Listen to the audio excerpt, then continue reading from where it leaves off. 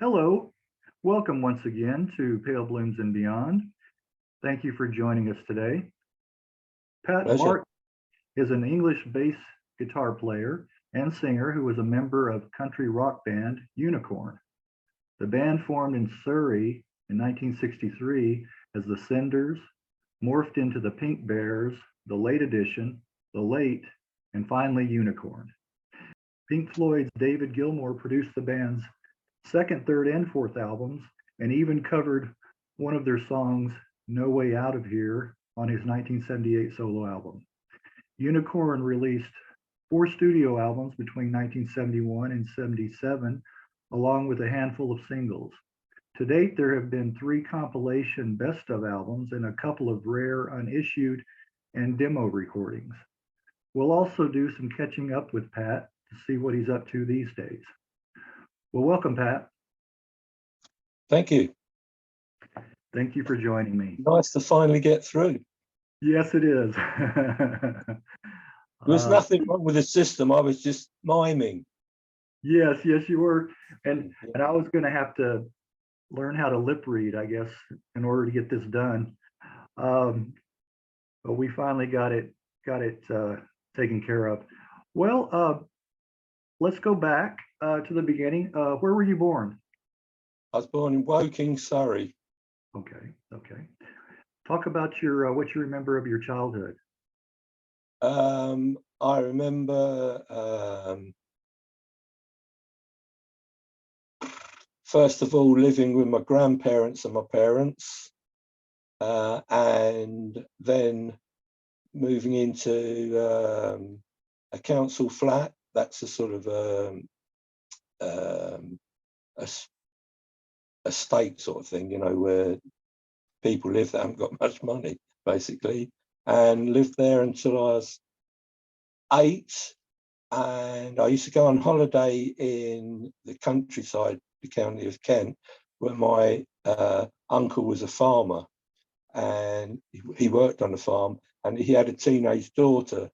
And when I was sort of 8, she introduced me to Cliff Richard and the Shadows and stuff like that. She had loads of 45, and I used to wear short trousers, and she said, "You got to get some blue jeans." So I got some blue jeans, and I remember going down there on holiday one year, and she said, "You're just going to love this," and she played me Apache by the Shadows. Yeah. Massive hit over here, and I was hooked. Yeah. And so I started buying records, and my favorite record I brought in I can't remember, it's 60 or 61, was Shaking All Over by Johnny Kidd and the Pirates. Right. And today, up till today, that's still my favorite single. That was the first record I noticed bass on, because in the guitar solo, the bass walks. And before that, I'd only ever listened to the lead guitar. And I thought, I quite like that. But I carried on with guitar, and my oldest friend, born next door to, is Pete Perrier, who became the drummer in Unicorn. He had a guitar as well. And for the first sort of year of having guitars, we didn't even know how to tune them. And he found out there was a guy in the village that was in a skiffle band, and we took our guitars to him, and he tuned them up for us. Did he? Well, that's interesting that you mentioned Johnny Kidd and the Pirates. First time I've heard that in one of these interviews. But yeah, that was a huge. I mean, for me too, very influential. And of course, later on, the Guess Who redid that. But I like the original. I like Johnny Kidd. I did much prefer the Johnny Kidd one. Yeah, I do too. So many guitarists took up guitar because of Hank Marvin, the Shadows guitarist. He had one of the first Stratocasters in England. Right. Cliff Richard brought it for him, and it took months and months and months to come from America, because there was a trade embargo. And he phoned them up and said, "Come to my flat, it's arrived." And they likened it to the Magi going to visit Jesus in the manger. and it was Uh-huh. on the bed in the guitar case, and they just stood and looked at the case for quite a while. Then somebody opened it, and this wonderful smell came out, and they didn't Uh-huh. even pick it up for like about 15 minutes. That was one of the first Stratocasters in Britain, yeah. And Bruce, who was the rhythm guitarist, has still got it. Yeah. Yeah. Yeah. Well, there must have been a star up above that was shining down on that guitar. That's funny. Yeah. That's interesting. Well, were either one of your parents musically inclined at all? They love listening to music, but neither of them played anything. Yeah. But no, nobody in my family played anything. When I was when I first started at school, I had a music teacher that got me into playing the recorder. You know, the Yeah. wooden, yeah. And I really got into that. And when I left that school and we moved out of the area, she called me into her office and said, "Keep up music, you've got a talent." I often wonder what she'd say. She saw me now. She'd probably say I got that wrong. No, I don't think. Yeah, I just into music, and my friend Pete, the drummer in Unicorn, didn't even have a drum kit then, Really? and he told me about a guy in his school had a guitar, and he brought it into school, and he could play a song called "The Cruel Sea," which is by a British band called the Dakotas, and he said at the end of he went to a different school than me. He went with Ken to this other school, and he said at the end of term we're having a dance and there's going to be a live band there. I can get you in and I can introduce you to Ken. So I went to this school gig, and it's the first time I'd seen a live band, and I looked up and the guitars looked wonderful, the lights looked wonderful, the band looked great. And then I noticed all these girls at the front staring up lovingly at them. And I had this blinding flash, that's what I'm going to do. That's what And you I want. just practiced every day, all day long, because that's what I really wanted to do. And then Ken invited me round his house. I cycled over with my guitar, didn't have an amplifier, but his uncle had made him an amp. So we both plugged in this amp, and Ken was having lessons. So he taught me what he knew. And he was the lead guitar, I was rhythm guitar. Pete wanted to play drums, but didn't have any drums. So my dad came in and he brought him some drums, and he sort of became our manager. He used to take us in his car to gigs in sort of youth clubs and village halls and things like that. And he was our manager right up until we met Dave Gilmour. He introduced us to Pink Floyd manager Steve O'Rourke, and we ended up signing with him. Yeah, well, that's interesting that your dad was well, definitely encouraging. Oh yeah, he was all for it, because he he was always telling me I was useless, my dad. And he was one of those dads that if you were working on trying to fix your bike or something like that, he'd come out and say, "Get out of the way, let me do it." And he'd do it, and he wouldn't show you how he did it. And he was really disappointed in me until he heard me playing the guitar, and I think he could see that's about the only hope I had. So he encouraged me, and along with Ken and Pete.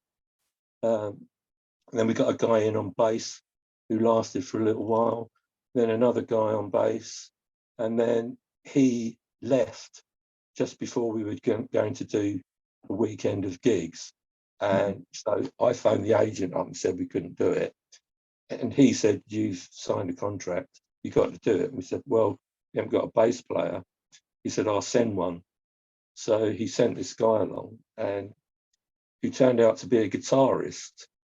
And he had been with a band in Britain called Tony Rivers and the Castaways, Britain's version of the Beach Boys. They did all the harmonies. And on that weekend of gigs, I ended up becoming the bass player. He became the lead guitarist. And he was teaching us harmonies in the van when we're driving along. You know, we were singing Barbara Ann and things like that. You sing Bob, Bob, Bob, Barbara. You sing Bob, Bob, Bob, and we'd never done harmonies before, and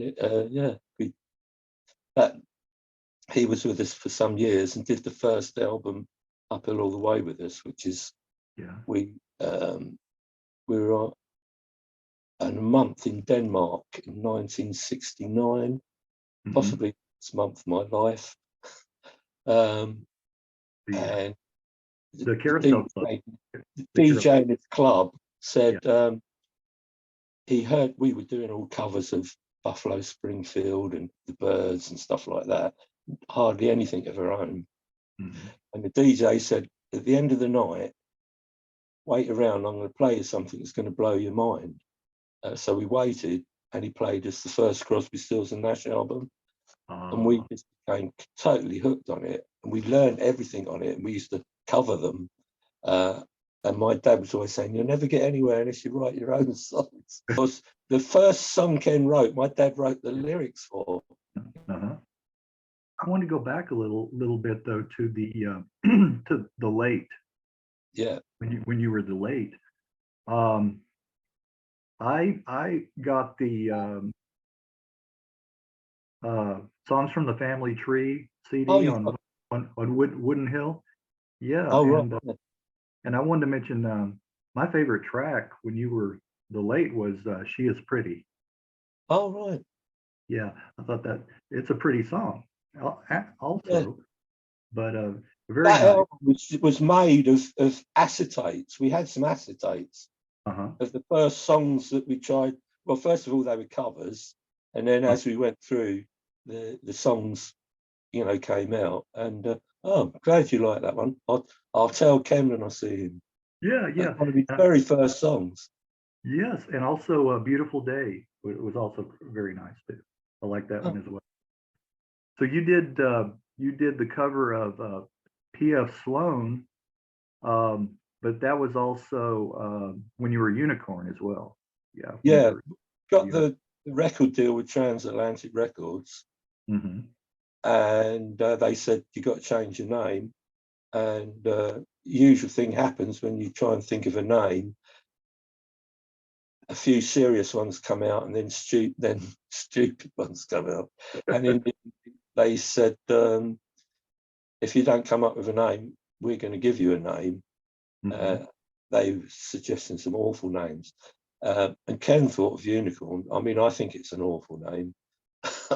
It didn't do us any favors. But well, it's interesting you mentioned Transatlantic, because that was traditionally a folk bands that were on that label. And that album, that Uphill Way album, was produced by Hugh Murphy, who later went on to produce Baker Street for Jerry Rafferty, which was a worldwide smash. That's right. And Hugh Murphy was Shel Tammy, the famous producer. He was his sort of like apprentice. And ours was the first album that he did away from Shel Tammy. I remember him saying, I've got to leave him, he's deaf in one ear. Is that right? Yeah. that doesn't do you any favors. well, who was who was Graham Clark, and how did the band come to work with him? He just had a little studio. I think he had 2 Revoxes, something like that. It's just a demo studio, really. Okay. And and then enter Bob Potter. Bob Potter, who died yesterday, age 92. Is that right? Yeah. Well, just yesterday. It's still there. There's a club called Lakeside Country Club. Everybody in show business has been there. The royal family have been there. Loads of comedians have been there. And it's famous for darts, throwing darts. Okay, throwing darts, yeah. Yeah, worldwide darts were held there on TV. And I just heard yesterday that he's just died. He had dementia for quite a while, but 92, yeah. 92. Well, he Yeah. lived a long life, yeah. Yeah, yeah. My dad was, he was only 77. He had dementia. Yeah, when he passed away. So yeah, well, it seems that Mr. Potter had the opposite approach from your dad. He wanted the band to play cover versions, right? Yeah, he just wanted the sort of gigs that he had. He even wanted us to do cabaret. Oh God. Okay, that wouldn't have worked. No, No. No, but no. no, we went from just playing in youth clubs and things like that, and then when we signed with him for a couple of years, and he sort of got us slightly better gigs.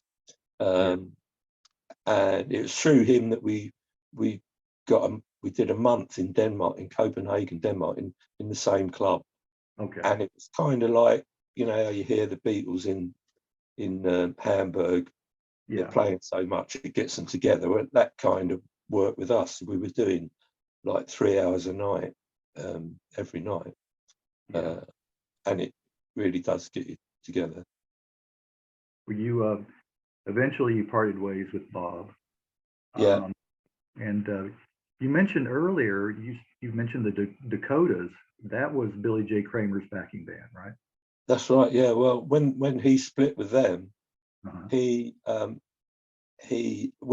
said he's looking for a band. Do you want to do it? And we had no work. This is when we were still with Bob Potter. Yeah. We didn't have much work, and he was offering, if he liked the band, it was like 7 nights a week forever, sort of thing, doing all his hits. Yeah. So he auditioned us, and he walked in the room and he said, "Play me a song." I can't remember which one we did, but we did harmonies. And he stopped us halfway through. He said, "You got the job. I've never had a band that can do harmonies before." So we just did all his hits and a few others. And when he used to do "You've Lost That Loving Feeling," you know, the Righteous Brothers song. And Pete, the drummer, who's got the high voice in harmonies, used to sing the high bit in the middle. Yeah. And quite often the crowd would shout out in some of these northern clubs where we were playing, they shout out, "Let the drummer sing one." And Billy always pretended he didn't hear it. Okay. Guy, and he paid really well. And even occasionally he'd phone up and say, "I don't feel well this week, but I'll pay you anyway." And so yeah, he was a great guy.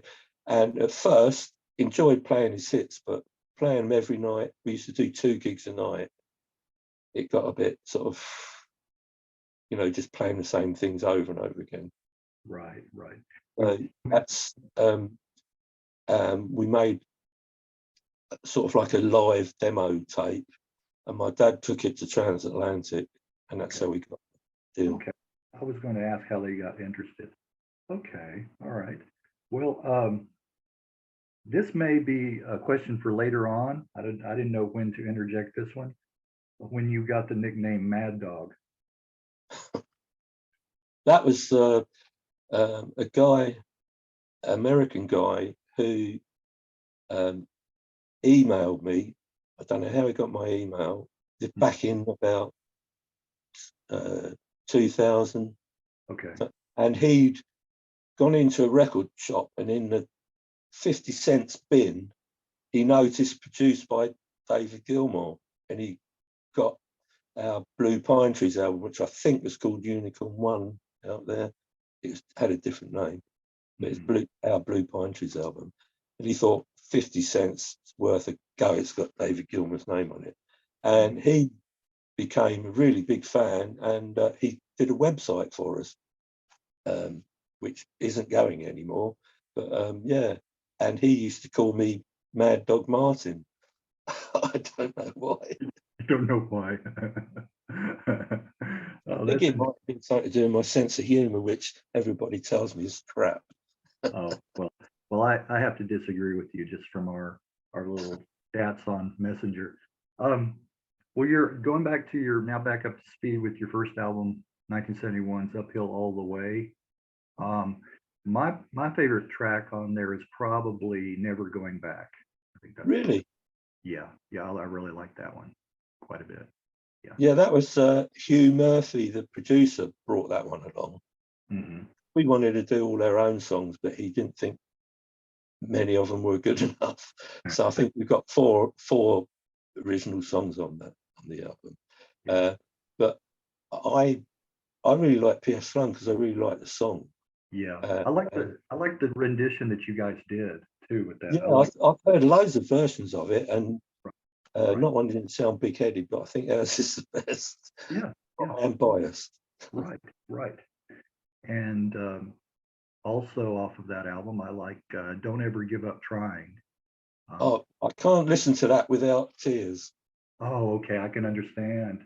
It is an Pete's emotional track. voice in that is just, he was such a great singer, and he did everything from the heart. He Yeah, could fly off the handle really quickly, yeah. but everything he did was from the heart, and he couldn't even tell a small lie. He was so honest, it's Oh, ridiculous. okay, one of those kind of guys. Yes, yeah, He was just such a talent. It's such a shame yeah. he had a heart attack and died, and he was on his own, and he had it when he was in bed. And Ken went round to pick him up to go somewhere the next day, and had to break in the house, and he was dead in bed. And when they did the autopsy and everything, it was cholesterol. He used to smoke really heavily, and they said when it happened, if they could have got to him, they could have Revived you know him. revived him. So yeah, That's unfortunate. And what yeah, year was that? How many years ago? When was that? that was oh crikey. That's okay I if you don't. think it was about 2005. Okay. Yeah. Yeah. Well, you mentioned how influential Crosby, Stills, Nash were off of that same album. I mean, you can definitely tell the influence here on 115 Bar Joy. Oh yeah, yeah, Yeah, and Country Road, very much reminiscent of yeah. Those the other. harmonies were worked out by the guitarist who I told you about, that came along as the bass player and ended up as the guitarist and got us singing harmonies. He arranged those harmonies. Yeah. Uh, he met a girl we used to play in the Channel Islands, which halfway between England and France, Hmm. English Channel. And we used to play there, Jersey and Guernsey a lot. And he met a girl out there and gave up music and got married, had children, and then got divorced and became a musician again. And then the same thing happened. He was married 4 times and that had 4 children with each wife, Each one. and nice houses and everything, and ended up lost a lot. He passed away as well. He passed away as well. Wow. Wow. I like to hear these background stories as well. Yeah, yeah, that one's maybe a bit depressing, but there you go. That depends how you look at it, I guess. Yeah, but Well, he was a big influence and a fine guitarist. well, I see where you you supported Lindisfarne in Oh concert. yeah, the Yeah, Royal Festival Hall. yeah, that's one of my favorite folk bands. Yeah. Yeah, they were renowned for heavy drinking, and their manager wouldn't let them drink. And they found out that when we did that gig, my dad brought along a bottle of scotch to our dressing room to get, because we were a bit nervous. Uh, And I made a mistake of saying to one of them, he said, "Oh, I'm dying for a drink, a manager won't let us drink." I said, "Oh, we got a bottle of scotch in the dressing room."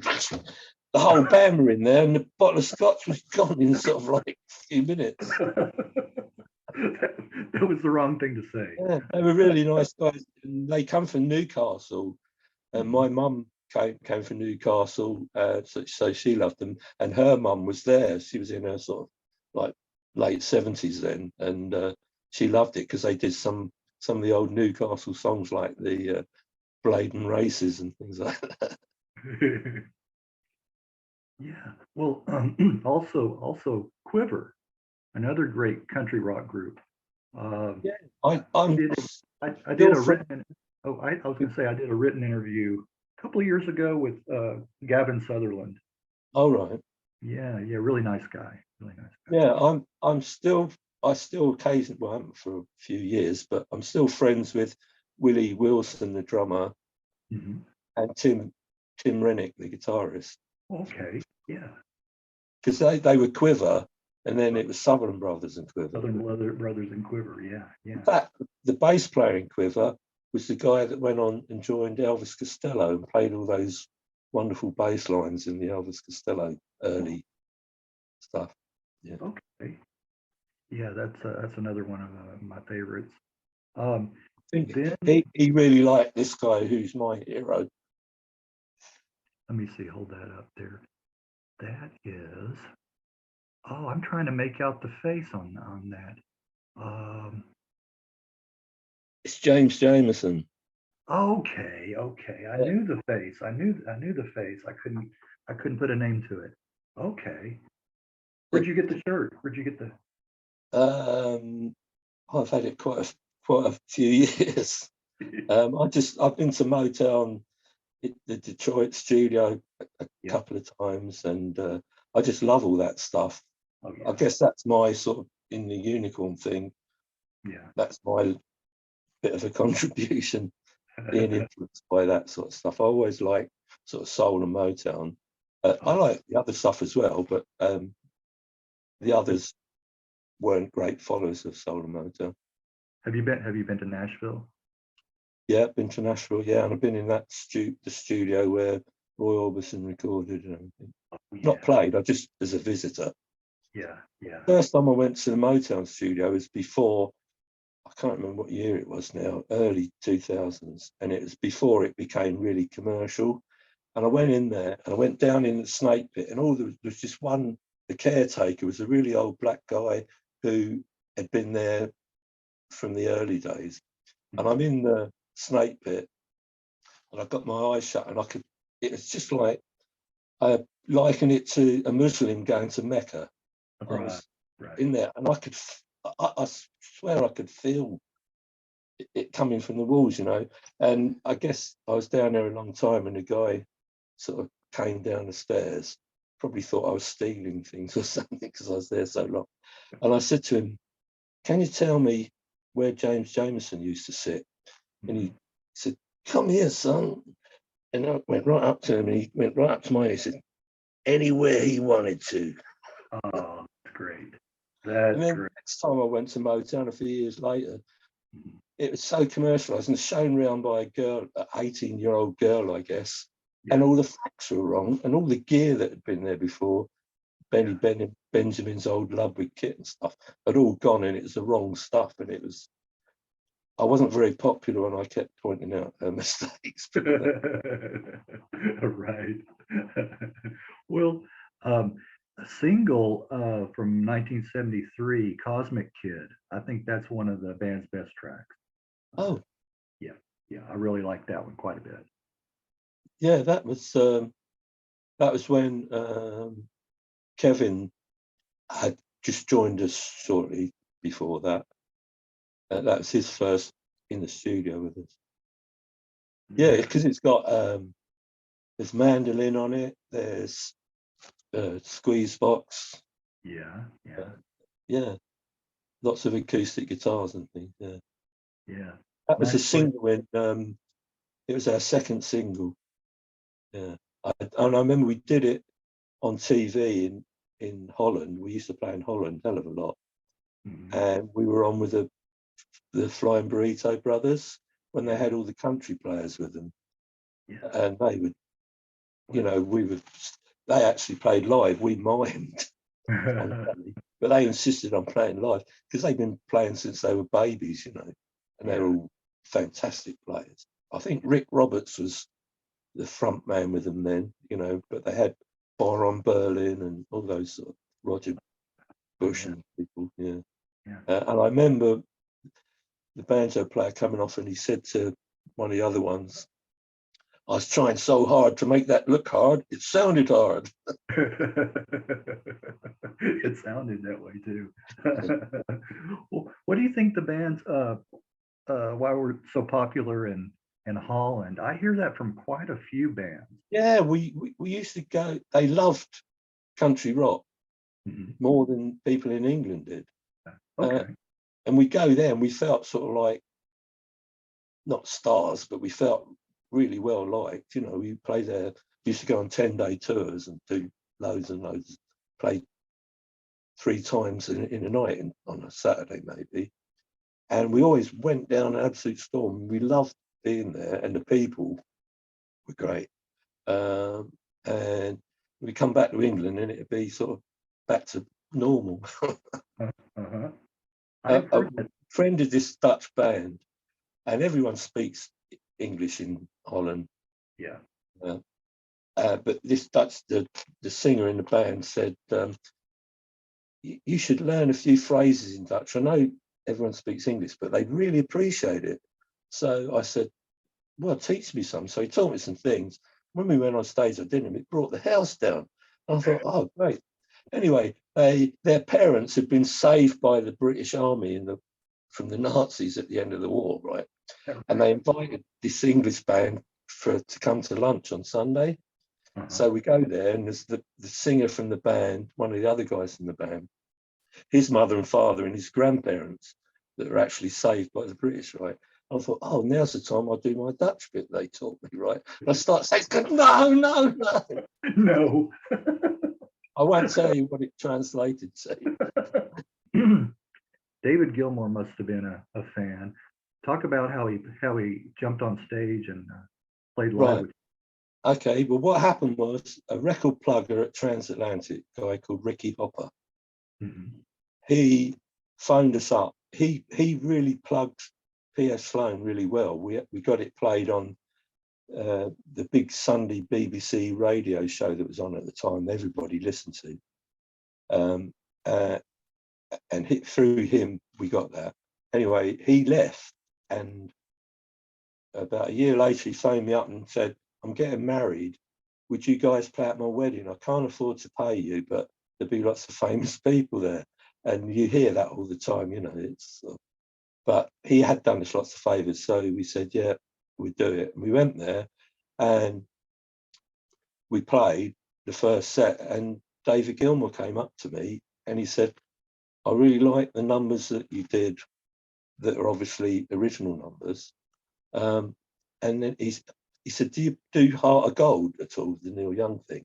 Yeah. And I said, we don't, but I think we all know it. He said, oh, can I get up and play it in the next set? I think he'd had a few drinks, you know, and so he got up and played that with us. And he asked them a phone number, and he phoned me up about a week later and said, that's about the time where they were just getting all the money, loads of money through from Dark Side of the Moon. He just bought a big house. And he phoned me up and he said, I've just had a studio put in. Would you guys like to come and record your original songs? I won't charge you, but I'll be experimenting. So we said, yeah, that's a good idea.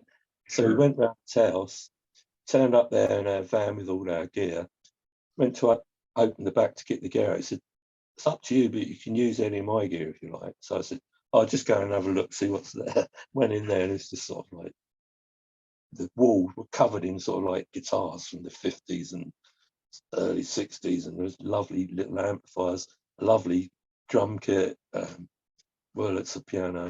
So we used all that, and we recorded about half a dozen of our songs. Then he phoned me up about a week later and said, do you want to come and do some more? So I said, yeah, we did that. Said, I brought a pedal steel guitar on my last American tour. Would you mind if I dub some on your couple of your tracks? And we said no. So he did that, and then he invited us up again, and his manager was there, Steve O'Rourke, Pink Floyd manager, and he said, I'd like to manage you guys, get you record deals and everything, and David and I will pay for you to record your songs again in like Olympic studios and Air studios, the big studios. we'll pay for it so I can get a better deal from the record company if they haven't got to pay the recording. And he did that, and yeah, we had quite a few years of. Then he got this American tour and stuff, TV work and things, and it was going great. And then punk came in, and it was good night. Yeah. Right, right. Yeah. The writing was on the wall. Well, what I was going to ask you, what was it like recording in Olympic Studio? Great. We started off in the two rooms. There's a big room. It's really famous for its sound. And then we went over to the smaller room, and that was even better. And the engineer there was a guy called Rufus Cartwright. He really liked the band, and he really did sort of put a lot more in than your average. You know, they're all great, but he was really good. And then when we recorded the albums there, and the Blue Pine Trees and Too Many Crooks, but we mixed them at Air because Air had more facilities. And when we were at Air, we had various. At one point, I was in there and I was holding up this wind chime, just blowing it, and a voice behind me said, "Oh, I say, that sounds rather nice." And I looked round, and it's George Martin. Oh, wow. And Jeff Emmerich was there, and I don't know if the Americans are familiar with Spike Milligan, the comedian. Yeah. Well, his son was a he started off as what they call a tape operator. You know, not the engineer, just the boy really makes tea and presses go on the machine. He eventually worked the next album we did. He worked up, and they gave him one of his first sessions. We were on it, and he's so like his dad, you know, like crazy sense of humour. And we were doing this track, and the guitarist was trying to put a solo on the song, and he kept fluffing it and not very good. And all of a sudden, he did a really great solo. We're all going, yeah, that's the one. And I looked at Sean, and he looked a bit sheepish. And I said, "You did record that, didn't you?" And he said, "No, but I think I can remember it." Oh, man. I thought it was a great line. I had one interview that I did, and I forgot to record. Oh man! And I thought it was recording the whole time. Oh yeah. God, was I embarrassed? One of our big problems, we were crap at interviews and show business in general. We just couldn't really do it, you know. And I remember on an American tour, we did this particular gig. We were on with Fleetwood Mac, and that particular night, best we ever played. We blew them off, and this guy was waiting in the dressing room and wanted to record an interview with us for the local TV and radio station. And we said, and we were so up, it was the best one we'd ever done. And then he said, "I just checked," and he hadn't recorded it. And he said, "Do you mind doing it again?" And it was just the worst interview we ever did. Yeah, you can't do it again. It just doesn't work like that. Wow. Yeah. Well, talk about why the switch to charisma for Blue Pine Trees?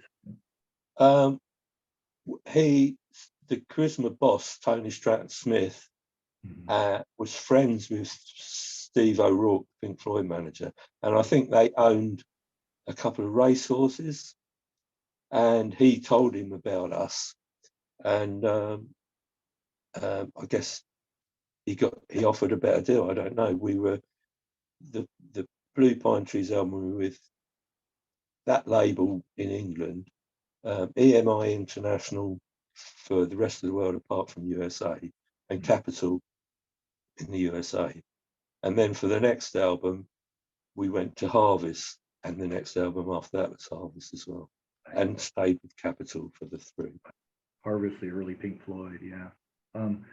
Yeah, a couple of three songs off of Blue Pine Trees, and I wanted to get your take on, or your memories.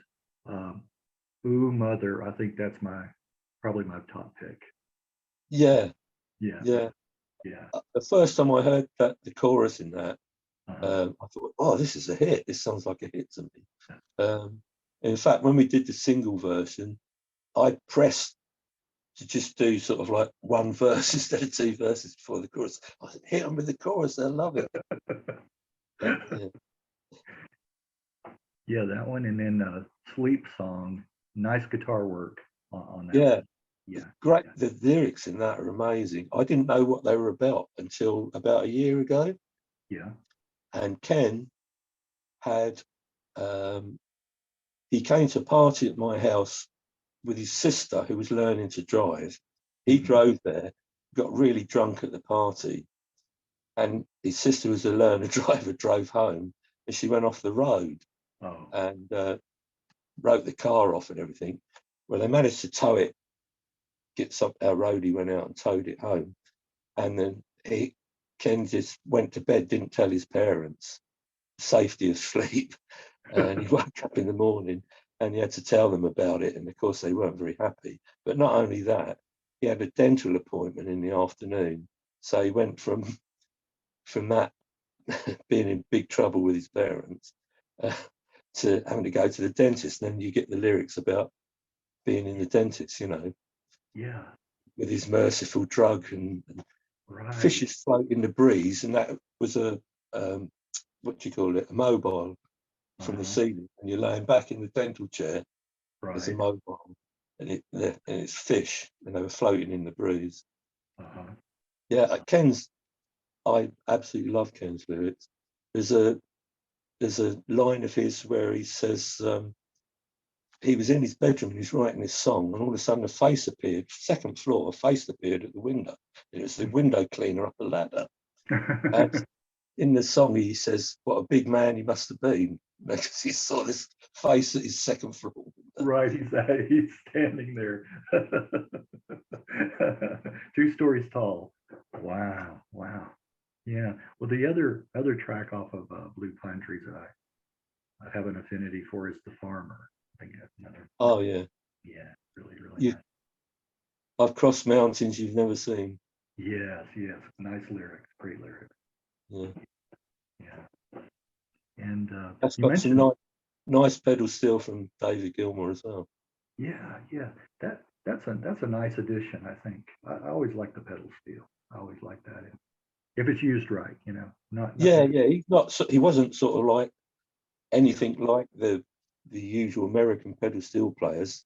It was Right. more how he played guitar, but it just really, probably if we'd have got in a proper American pedal, Sneaky Pete or something like that, it would have been too American, Uh-huh. because we were very American influenced, but the subjects of the songs were very English. The lyrics are very English. Yeah. But Well, I mean, we used to do, when we were the Late, we did probably a dozen bird songs in our set. And we even brought a 12-string Rickenbacker just so we could get that sound. Jangly Yeah. guitar sound. Yeah. Well, you mentioned a little bit ago about the American tour and that interview that didn't go well. But any other memories from your tour? Yeah, the best bit for me was, well, it started off as a bad bit. We toured with Fleetwood Mac. It was before Lindsey Buckingham and Stevie Nicks joined, and Peter Green had left, and I think Bob Weir, was it? Oh, Bob Welch. Well, that's it. Yeah. Yeah. It was then they were sort of, they'd been up there and they were a bit down here, I think. Yeah. Anyway, we did that tour, and then we were supposed to do about 4 dates of the Doobie Brothers. We did the first date. It's when they had Skunk Baxter and all people like that with them. Yeah. We did the first date, and then the second date, we came in to the hall. We'd done the sound check. All the people were in. We were getting ready to go on opening the show, and their manager came in and sort of said, "Sorry, fellas, Tom's ill. We're going to have to cancel the tour." So we were stuck in the middle of America with not a lot to do. And then really luckily we got on the Linda Ronstadt Heart Like a Wheel tour. Okay. And that was to this day, I've never seen a band as good as those guys. Yeah. I mean, usually when we played with other bands, we'd watch them maybe the first night, you know, think they were good, but nothing special. With Linda Ronstadt's band and her herself, it made you feel like giving up. They were just so good. She had 2 pedal steel players, that Dan Dugmore and Ed Black, who both played brilliant guitar as well. Andrew Gold was with her there. Yeah. Benny Edwards, and her voice just used to make the hair on the back of my neck stand up. Really lovely people. Yeah, it's great tour. Best band I've ever seen. Really tight. Yeah. Yeah. Wow. Just tight and great musicians. Yeah. Yeah. Great feel. Yeah. I mean, her voice is just, yeah, making me heart flutter thinking about it. Such a shame. It's her illness. She can't sing anymore. Right. Yeah, like you said, heart like a wheel. One of those classic tracks.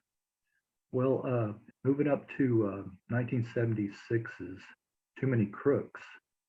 Again on this one on Harvest. Yeah. The title track is really nice. I like Too Many Crooks is really a really special song, I think. The evening is red, the sheep will be pleased. That's a reference to, you know, Red Sky at Night, Shepherd's Delight. Yeah. Yeah. They're quite nonsensical lyrics. Yeah. Yeah. But they work. Yeah. Just really nice sounding words that go together, but there's no sort of story to them. You can't make sense of it, but that's, and then of course one of your finest songs, Disco Dancer. Great Yeah, chorus. that was the first one we used. We got a string quartet on. Okay. Yeah. Yeah. Well, it all works. It all gels really well. Yeah, and of course, No Way Out of Here, which David. Yes. The story involving that, Ken had halfway through that album, Ken had writer's block. He hadn't written anything for a few weeks. Mm-hmm. And then we went into the studio, and David Gilmour phoned me up the night before. He said, I can't make it in the studio tomorrow. I've got a business meeting I can't get out of. Just go in there and tidy up some things, dub on some things, you know, and I'll be there the day after. And we went in there and Ken said, I've written a couple of songs that it's come back. And one of them was No Way Out of Here. Mm-hmm. And I think that's our best out of all the music we've recorded. I think that's our best performance. And he wasn't there, Dave. I always used to have a slight problem in the studio with earphones. I could never hear the bass how I like to hear it. Okay. And David wasn't there.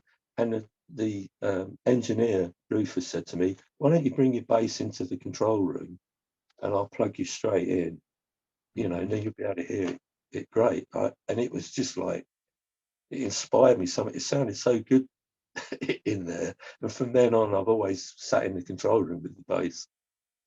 It's never a problem because Pete and I played together, him on drums, me on bass, for so many years. I mean, where there's a stop or anything, I couldn't see him out, but I just, when you play together for that long, you just feel it, you know. And I didn't realise what I had playing with Pete until he died, and I started playing with other drummers who were all really excellent drummers. But there's something about being born next door to somebody, knowing them all life, and playing the first bass along with the first time they played drums. And we never used to say, look, I'm going to go boom, boom, boom, boom. It just sort of, it just came. It just came. It's kind of organic. You guys, yeah. You had that chemistry, you know. He's such a funny guy as well, Pete. Such a great sense of humour. All right. Yeah. And he was go ahead. In the 70s, well, late 60s, when we were in Denmark, we first discovered, through Danish musicians, we first discovered grass. Mm-hmm. And we all used to smoke, but Pete never touched it. He was always really heavily anti against it. And the first time we actually played on stage, stoned, he wasn't. we did 8 Miles High for 40 minutes. We came off going, yeah. And Pete said, that's the biggest load of crap I've ever had anything to do with. I wouldn't play with you guys if you're going to smoke on stage. So that's a big stay for the hotel arms. You were 40 miles high. Yeah, you were up there in the stratosphere. Couple of more tracks I want to just kind of throw in there from that album that I liked was Weekend. Oh, right. Yeah, and then He's Got Pride. He's Got Pride also. Yeah. Yeah. Pete, the singing in that, if you listen to Pete, who's singing the higher voice, Yeah. When we were doing the singing for that, it kept sort of not going right. So we decided to go up the pub. Mm-hmm. Pete never used to smoke any dope, as I told you, but he liked his beer. Yeah. And in this pub where we were, there was a particularly strong beer called Tennant's Extra. Okay. And Pete really drunk, and we came back and they did that singing in one take. So if you listen next time you listen to that song, listen to the high voice. Uh-huh. And there's a particular bit and he goes, and an empty heart. Yeah. Yeah. I think I put on one of the albums Pete's vocal courtesy of Tennant's Extra beer. Well, I'll ask you, there's so many, country rock bands from the UK and not just country, but rock in general that the vocals they don't sound British. Is that a conscious effort to not sound, or is it just the way you sing the song? There's still a few sort of American sounding bits in there, but no, I think we didn't try and sing in an American accent or anything. Right. And the words are very English, so it would have been difficult to. Yeah, it's just the feel. Yeah. Well, Just sort of really hit us from the Byrds, Buffalo Springfield, Crosby, Stills, Nash, and things like the band. Oh yeah, band. Yeah. We all, particularly me and Pete, love the Brown album. Mm-hmm. And to this day, I still really. There's not a bad track on that album. It's fantastic. Such good players with such good feel. I was a great fan of Levin Helm, as Pete was, and a few people, drummers that I know, refer to Pete as England's Levin Helm. So if he was alive, he'd laugh he'd really like that. Yeah. Were you a Graham Parsons fan? Yeah. I saw him with the Byrds in the Middle Earth in London in about 68 or something like that. Mm-hmm. He was with the Byrds then, and that night was when Keith Richards was in the audience, and he went back to Keith Richards' house and stayed for quite a long time. Yeah, you did. I always like a quote from Chris Hillman of the Byrds when he talks about Chris Hillman says that the Byrds invented country rock and the Eagles took it to the bank. Yeah, you could say that. Yeah, you could say. The Eagles were growing up, one of my first favorite bands, and I still like their early stuff. A whole lot better than their later, material. But yeah, they had. I think they recorded that first album at Olympic Studios. I think so. Yeah, I think so. With what is the guy's name? The producer, the British producer. Yeah. I can't think of his name right now. Yeah. Anyway, speaking of No Way Out of Here, I was a Unicorn fan, and I never knew it because I remember, being heavily into Pink Floyd, and when I wanted to buy everything that they did, plus the solo stuff. So when David did his 78, his 78 album came out, I had to pick it up. And that was my pick off of the album. Yeah, that was my first. Well, he chose it as a single as well. Yes. It was a single. Right. But so many people think he wrote it. I'm forever putting them right. Oh yeah, oh yeah. So I didn't return to Unicorn until just a few years ago, and started really listening to you guys. And I got the double CD best of, and started really listening and getting more into your backlog and of material.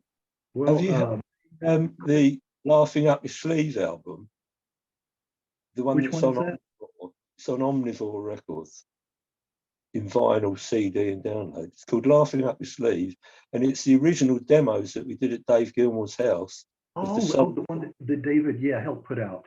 No, I don't. Yeah, it's on Omnivore Recordings from Los Angeles, I think. I did listen to a few tracks off of the internet, but Yeah, yeah, he did a great job. yeah. I mean, they don't really sound like demo. He didn't have any monitor speakers because the studio was just being built, and he did that with earphones, and there was Mhm. no separation between the instruments. So but yeah, he did that on a half-inch 8-track for an hour, half-inch 8-track, and he gave me the tape to it years ago, and a guy in the States called David DeSanzo that used to work for Capitol EMI. He's possibly our greatest fan. He knows more about us than I do. He took the tapes back to the States, and he, in the end, he got us a deal with Omnivore for them, and a guy, we sort of, they were remixed and engineered again, and yeah, I really like it. It's Yeah, sort of simple versions of those songs, plus a right, few songs that didn't make it onto the album. right. There's even one of Ken wrote a song about there's a famous Irishman that got hung in the Troubles called Kevin Barry. It's a famous. Ken wrote a song about that. Yeah, yeah. Well, moving up, fast forwarding to One More Tomorrow, 77. Yeah, Um, I that was think, recorded in the Floyd had a place called Britannia Row where they stored all their equipment, and they built a studio in there, and we were one of the first to sort of use that. yeah, I was going to ask you, how was recording there? How was Yeah, it was yeah, very interesting. But at the end of the album, Harvest didn't think there was a single on it, so they connected us up with Muff Winwood, Steve Winwood's brother, Yes, right. and with the first 4 tracks on that album he produced, trying to get a single, and one of them, Slow Dancing by Uh-huh. Jack, I can't pronounce his The, name. the old Tim, track. Yeah, yes. Is it yeah, he Tim? wrote to the Eagles' early hits. Right. Yeah, that became a single. I like to think of that as our soul record. Uh-huh. What's interesting is tomorrow I have an interview with Ian Gom. Oh, Who right. yeah, and he also covered slow dancing. I thought, well, that's Oh, interesting. Yeah, on one of his solo albums. people did it. I think the biggest hit was that French guy, Johnny Halliday, I think. Oh, Johnny Holiday. Okay, he did that. Yeah. I like I a lot know of. I had to, the guy I was talking about, David DeSanzo, he contacted Jack Temchik, however you Mhm. pronounce his name, and asked him if he'd heard our version, and he said he really liked it. So I Uh-huh. was quite pleased about that. It got Yeah. a lot of plays on the radio in England, and it got to number 2 in the London radio station Capital at the Uh-huh. time, back in '77. Got to number 2 in their charts, but What- uh, That that was was it. Johnny Rivers made the big hit, right? Yeah, Yeah. That's what I thought. Johnny Rivers. Yeah. It's a good song. I mean that's the you can tell it's a good song when many different artists cover it. yeah. Um, So, you know, Oh, I mentioned a guy called Ricky Hopper that was a plugger at Transatlantic. yeah, right. Through him, we met Dave Gilmore. He was always going on about. He went to Cambridge University, and his best friend at university had a sister that wrote songs, and he was always going on about this girl that's a great songwriter. And in the end, he talked David Gilmour into giving this girl a day in his home studio. And Okay. David phoned me and Pete up from the bass Okay. and I drum. know where this is going. Yeah. Yeah. Yeah. And he said, that girl Ricky keeps going on about, he's blagged her a day in the studio. Do you guys want to come up and play bass and drums? There's no money in it, but you'd be helping her out. So he said, yeah, sure. So he went up there, and I can still picture her coming in with a brother like a schoolgirl. Uh-huh. And she sat at the piano and crossed her legs. I've never seen someone play the piano with crossed legs. And she was very timid. Mhm. And she said, I've never played with musicians before. I only ever played in my bedroom. And we said, just pretend you're in your bedroom and we'll pick it up as we go along. And we did that. I think we did about half a dozen songs. And then years later, one of her really big hits called Army Dreamer, she used one of those tracks as the B-side. And she sent us she sent me and Pete some money. And we were really, it was really welcome because we didn't have any money then, you know. Yeah, she sent it. It was really nice.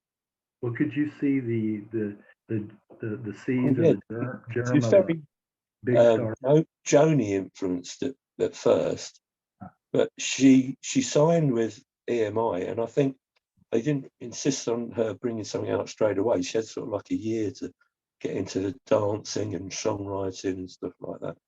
Mhm. But she's lovely, really lovely person. Yeah. Oh, just her voice fluctuation and influx and all of that is just Yeah. what she does with her voice. You know, I remember seeing her on Saturday Night Live, um, from the Kick Inside, from that first Oh yeah. album. You know, I was like, wow, and everybody was just kind of like, wow, this is so different. Yeah. It really was. You know, Wuthering I think Heights. Sort of, what is oh this? yeah, oh yeah. I think it's the interjection. I think the music industry needed that at that Yeah. time, something like that. Well, going back real quick to One More Tomorrow, I want to mention a few tracks. I think all in all, I think Eric is probably my top pick. I really like that one. But then British Rail Romance, Oh yeah. yeah, Yeah. yeah. I like Story the that one. It's lyrics. a Yeah, bumbling sort of guy on a train going to work every day. right. Where Ken got that from, because he's nothing like that at all. Where Uh-huh. he got that from, I have no idea. But yeah, I love the lyrics in that. Yeah, I do too. And then I'm all right when I'm with you is Yeah, is another one. I mean, that's a love song, and you could sing it to your you know who you're close to, and I think a lot of people it resonates with them. That one. yeah. A lot of those songs. He met this Canadian girl that was in England, and he really got into her. He was head over heels, and then her visa ran out, and she had to go back to Canada. Hmm. And a lot of songs are about her. And on that, I don't know if you've heard the Shed No Tear, the Shed Studio sessions. Nearly every Right, song there is about her, and I've often wondered if she ever got to hear them. You know, right. That would be interesting not to find. Yeah, yeah, yeah. I'd like to find that out. Yeah. Well, the other The Way It Goes is another quality song on that, I and hate. then. That's the way it is. And then the B side to the Have You Ever Seen the Rain single? Nothing I Wouldn't Do. I like that one. Yeah, Yeah, yeah. I mean, you guys did a good job on the Creedence Clearwater cover. yeah. I hadn't heard it. Uh-huh. Ken suggested it, and I said, "Don't play it to me because I'll just do it the same as they did it." Yeah, Uh, yeah, yeah. and I don't think Kevin had heard it either. And we had this place called the Shed, which is my dad's garage, which we soundproofed with egg boxes. The old story. Uh-huh. And we used to go in there about 10 in the morning, stop about midday, maybe 1 o'clock, and have beans on toast. My mum used to make them for us. Then we'd be back in there all afternoon. So you can, and there was no windows in there, no air until you open the door. So you can imagine what, after 4 guys eating beans at lunchtime, spent in a room without any windows or anything. It can be dangerous in there. Yeah. You should have canned it and had your own natural gas to sell. Yeah. The Shed No Tear album was, it was, we had a little 4-track recorder in there. Ken would write a song and he'd bring it along to the rehearsal, and we'd be playing along. And as soon as it started sounding together, I'd pick my bass up, go next door to the shed where there was a lean-to, where the mixer was and the tape recorder, and we'd record them straight away. So they might not be technically brilliant, but there's a certain thing about when a song starts coming together and it feels really good and it's new. But we sort of captured that. I mean, it's not technically the best sounding sort of stuff. It sounds okay, but it was that good to catch those songs early, because sometimes by the time you get into a big studio to record them, you've gone over them a few times too many, and it's perfect technically, but it's lost that feel that it had when everyone was, yeah, that's really good. Right. I talked to one guy, and he said several months ago that when the producer that they had in when they did this album was he didn't tell them that he was recording. He just said, "Okay, do a run through, guys. Do a run through." So they played the song and everything, and then he said, "Okay, that's a wrap." And they said, "Wait, you said you weren't recording." He said, "I lied." And that's how he got it, and it sounded more live. And it's kind of like referring to what you said. Too many takes can a little bit more mechanical. Yeah. So he Also, kind of early in our recording, like doing the first album, you could get this thing that we used to call red light fever. Like, you'd be perfectly all right, and as soon as the red light came on, everyone can't make a mistake. So the engineer at Sound Technique Studio came up with a great idea. He took the red bulb out. So, kind of worked. And that's what this guy said. He said, we didn't have time to get nervous. We thought we were just practicing, and then it worked, and it came out all well. I mean, it was really nice. So well, I wanted to ask you about this track, because, like I said, I have that double CD anthology, and it was an extra track. It was an extra track on there, "The Sweeter Life." I really like that. Yeah, that's when was that recorded? Ken had a job, and he was working in there was a new. This is quite a few years ago. There was a new hospital in our town, and he was working in there as a porter, moving all the new equipment in, and it was about working with people. They're not like musicians; they're totally different, and and it's all about that, really. Okay. And how he wishes that he had because he never was married and had a nice house and things like that. If you listen to them carefully, it's really good. The other thing with Ken's song is, whenever there's a new one, you're always sort of, is he mentioning something about, is this about me? There's a song called Bullseye Bill, and it's about a road manager that we had who came over from America. His dad was in the American Army Air Force, and they came over to England, and he went to the local school that Pete and Ken went to. And the first time they told me about him, there's this really loud Yank come to our school, and that nobody liked him and everything. And then they started feeling sorry for him, and said, "Is it all right if we bring him along to a rehearsal?" So this little, really loud Yank guy turns up there, but what he had in his arsenal was his dad he could go to the PX store and you could get Levi's and sort of sweatshirts and things like that. So he was immediately well in with us, you know, first roadie. And we used to do this gig. It was above the 4th floor of a shopping precinct. Mhm. And every now and then you get there and the lift wouldn't work. You'd have to carry the gear up the stairs. And he carried the bass cabinet up the stairs on his own. And that was it. He got the job. And he was with us for many years. And Ken wrote that song about him, Bullseye Bill. Yeah, he left us and he was Elvis Costello's sound guy for quite a few years. Yeah, Right? very good sound guy he was, but a few other problems. Well, I wanted to ask you about being lumped into the pub rock bands. How did you guys feel about that? Well, basically, we just wanted to play. Yeah. And we were doing sort of like we'd do tours around universities and town halls as the opening act for maybe Dr. Hook or Steel Eye Span. We did one tour with Niels Lofgren. Oh, okay. Yeah. But then when you finished the tour, you wanted to play some more. So we said, can't you get us some London pub gigs? So we started playing the pubs and they seemed to like us there. So I think that's how that connection came about, because we did so many of them. Yeah, yeah. Well, you mentioned the Shed studio sessions from 1978.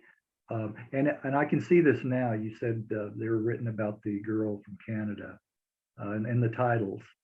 Yeah. Canada's a long way. It's a long way, yeah. Yeah, right.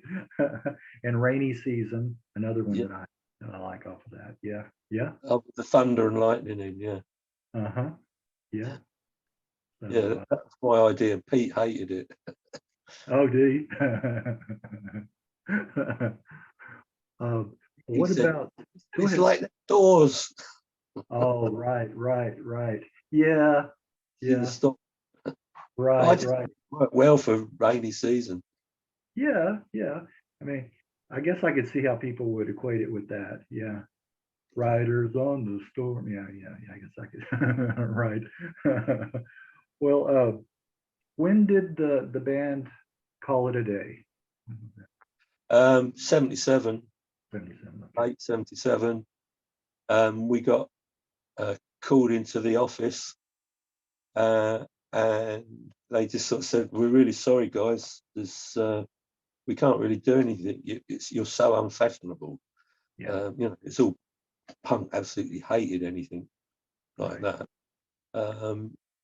So yeah, we got the sack from our management, and I was the only one in the band married at the time, and I sort of said, oh, so can we share the money out? And they said, well, it's all gone. Wow. Wow. So I had to go and get a job. I had this job in a factory. I nearly swore. It was really, after years of being a musician and getting up late and everything, I was able to go and work in this factory, working in this machine. I mean, all day long. It's awful. But I still kept playing, and I still play today. Yeah. I've got a gig next Saturday. I've got a 7-piece band. We do all Motown stuff because I love J Kramer, and it gives me an excuse to pretend I'm him for the night. Well, talk about what the other members. Where did they go after? Ken's still writing songs. Okay. He lives in what we call a bed sit, which is just a small apartment. But he gets quite a lot of royalties, especially from No Way Out of Here. Okay. Because David did it. I lost touch with Kevin, the guitarist, and Pete passed away. Right. You still in contact with David Gilmour? Yeah. For that album I was telling you about, the Laughing Up Your Sleeve. Yeah. Yeah. I Hold asked that up. if he'd write some sleeve notes, and he did. Yeah. Yeah, and they're very. he mentions each person and everything, and he's got us down to a T. Yeah, Yeah. I'm the go-to guy. Yeah. Yeah, he says Pete was a great singer and great drummer and great sense of humour. Yeah. Pat's the go-to guy with not a very good sense of humour. I every now and then, sometimes he used to phone me up and ask me to deliver one of his cars somewhere. Like he wanted to fly his plane down to the far west of Cornwall. Mhm. He wanted a car for when he's running around there. He'd phone up and say, "Can you come and pick my car up, drive it down to Cornwall, get the train back?" And then he'd go down there, and then someone that he knew down there he'd get back in his plane and they'd drive his car back up. Is that right? Okay. Yeah. Wow. He's a lovely guy. I mean, he used to take us out for meals, and I remember we were in a restaurant once. We walked in there, we all had long hair, so they made us go in the downstairs bit. There was this awful music playing, pipe music. And when the waiter came down, David called him over and he said, "Can you turn that music off?" And he said, "Can't, sir, it's round the whole restaurant." So Dave got up on a chair and he ripped the wires out the back of the speaker. And God said, "You can't do that." He said, "Put it on the bill." What a story. Yeah. Oh man. Well, he was going to turn it off one way or the other. Yeah. Yeah, yeah. Well, did he ever talk about with you his relationship with Roger Waters? Yeah.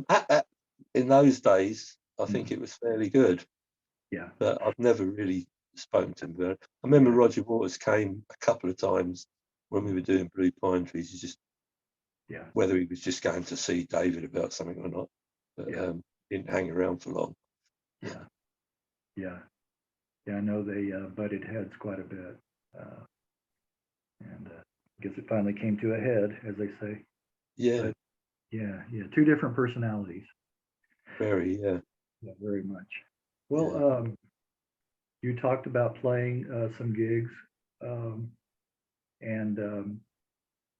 you do the Motown stuff. Okay, well I that's do that. I play in another band that do sort of like, it's a husband and wife.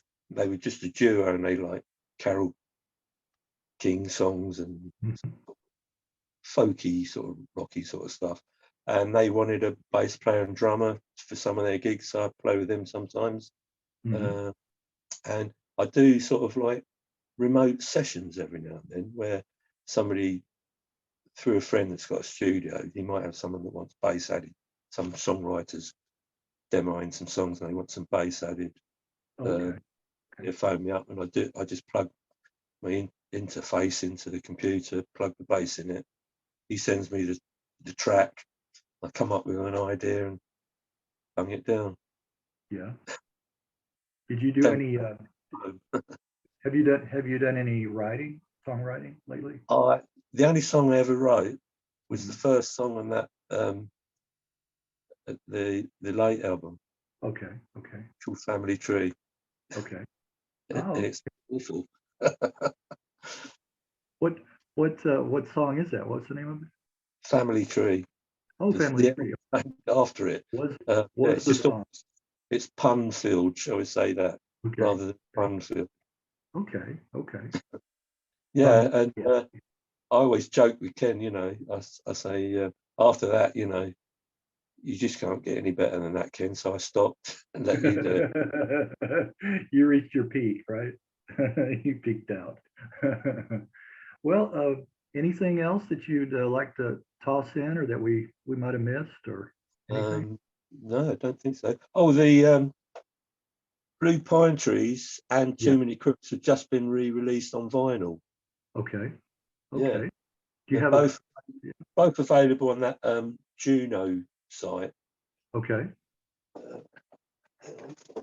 You could plug that. Plug that. There we go. There we go. It's got all the Yeah. lyrics in it and stuff. Yeah. And Blue Pine Tree's been Yeah. re-released on vinyl. Right. I liked your album covers. Who did those? Wasn't it They a were particular? Hypnosis, those two, who did all the Pink Floyd covers. Right. Right. Right. That Pine Trees one, we Uh-huh. said that we wanted sunlight shining down through some pine trees in the forest, and it's the wrong time of year. So Storm, the guy that ran Hypnosis, Storm Thorgerson, came up with the idea, and they took a truck down with these big aluminium poles and Uh-huh. lifted them up in the trees, and that's what they're aluminium poles. Right. Okay. That's how you got the effect. Okay. Yeah. Yeah. Yeah. And this one, it's just reverse colours. It was a cornfield with a blue sky. Uh-huh. So they Okay. just reverse the colours. But I don't know if you can see that there. There's a hat.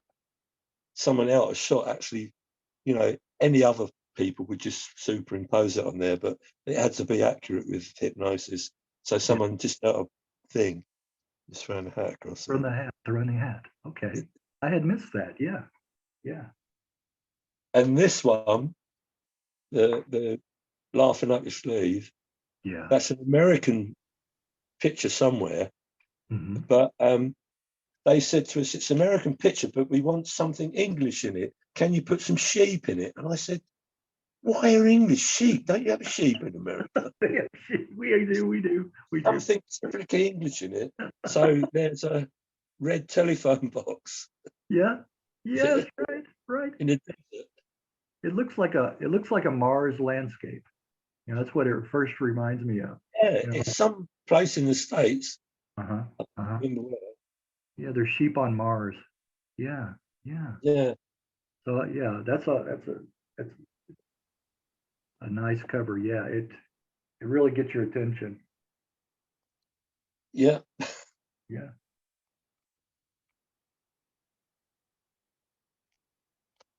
So yeah. real quick mention some of the other bands that you've played over the years in support of, or they've supported you that you enjoyed.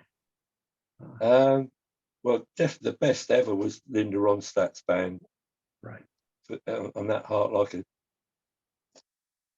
Thing tour. I'm trying to think who else. Mhm. Nobody really sort of probably you'd heard. I saw the band live at Wembley Stadium. They Mhm. were. I wasn't disappointed there. I saw on the same night Crosby, Stills, Nash, and Young were on there, and Joni Mitchell. They were excellent. A few Pink Floyd gigs that we were invited to were, it's a real show. Uh, no, I've been disappointed by a few. But, Yeah. Oh, I have too. yeah.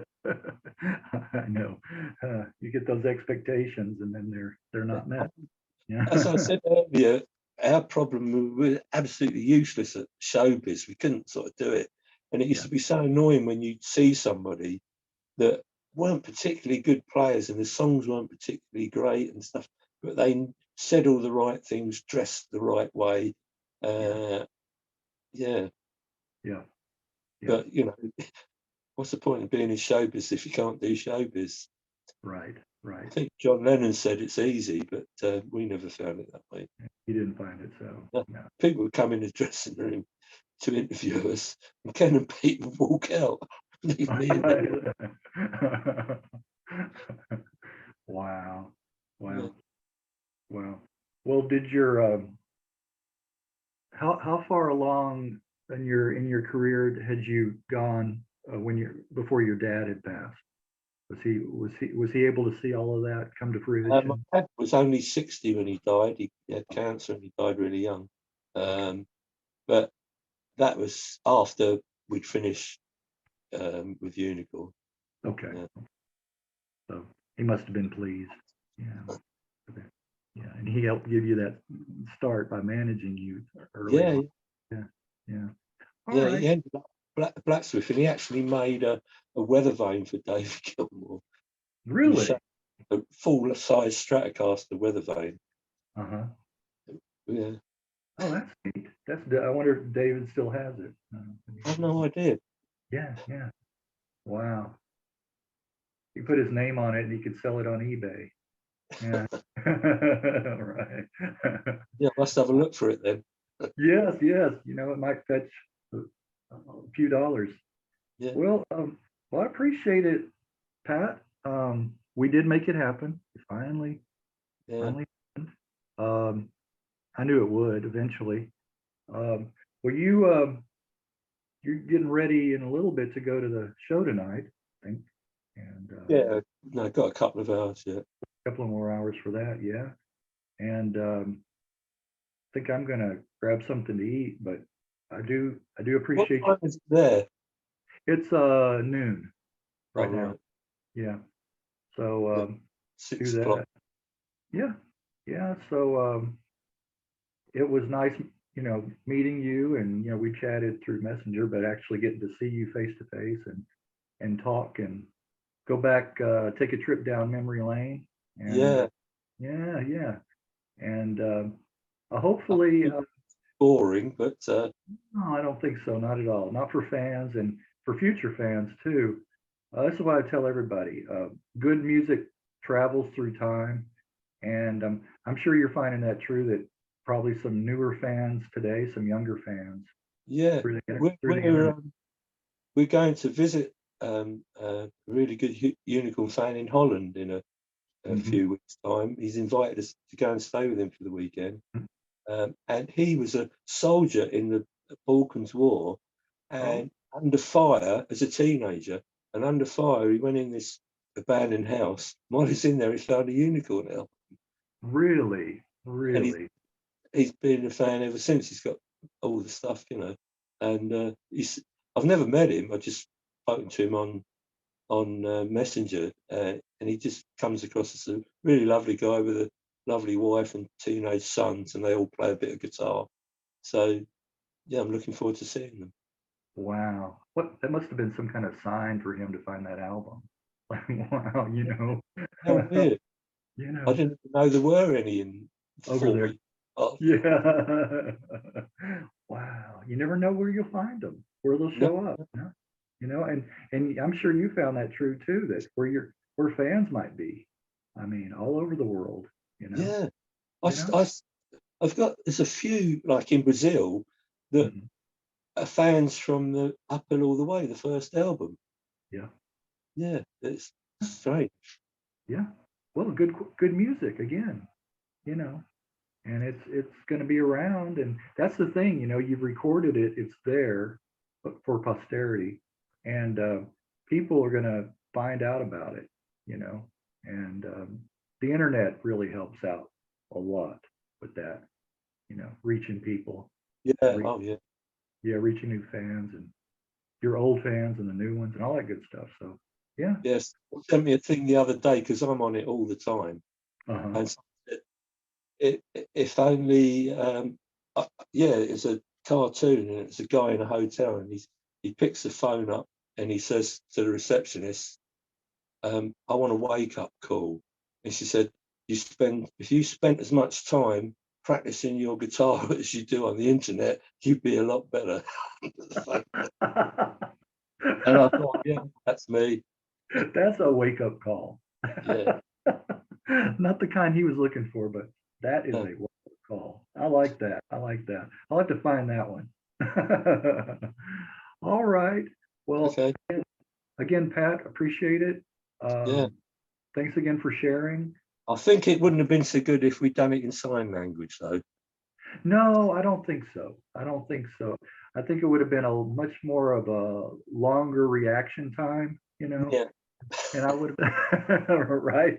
It might have been like an all day thing trying to Yeah. decipher what was going on. Yeah, I'm just Yeah. I'm just glad we finally got the I audio. got so frustrated. It had been more hand signals. Oh, there you go. That's right. There you go. Exactly. Would have been more of that. So we didn't want that. We didn't want to go there. All right. Well, Okay. Well, thank you thank you. very much. Oh, sure, sure. And I always enjoy these. And again, just getting into your head and your heart and your spirit, and just recollecting and recounting, and best of luck to you, and everything that comes your way, and continued success with the gigs and the sessions. You continue to do more of those, and Yeah. yeah. There's actually 10. Some of them are best of and stuff. There's actually 10 albums. Mm-hmm. Yeah, yeah, exactly. So there's a lot of material out there. Are there any tracks that are still in the vaults that haven't been released? A few, yeah. I mean, a lot went on the box set, Yeah, the full CD. yeah. Is all songs that hadn't been released before. There's a couple of live ones from a gig in Boulder, Colorado in 1974 and stuff like that. Okay. And 3 Bob Dylan covers. Ah, okay. Yeah. He usually Billy Kid. he usually comes up in interviews. Yeah, Bob Dylan. Well, we did Billy the Kid, the one from the film. Right, right. Yeah. And You Angel You Hmm. and The Man in Me. Oh, okay, right, right.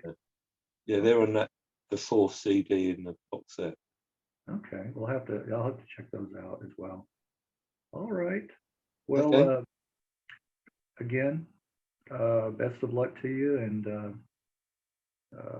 Let me yeah. know when. Is it going to be on YouTube or something? Yes, it will. Yes, it will.